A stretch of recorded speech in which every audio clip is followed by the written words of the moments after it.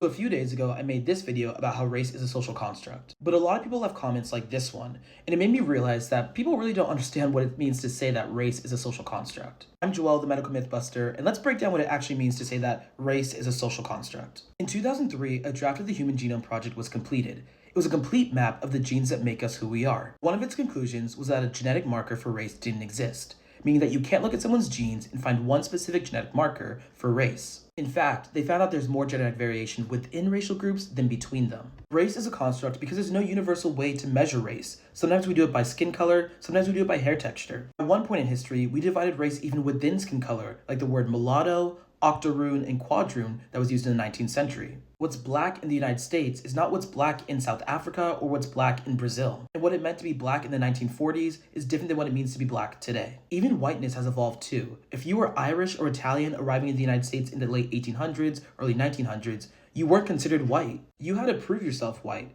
and that often came by proving that you weren't black. And here's something a lot of people didn't know.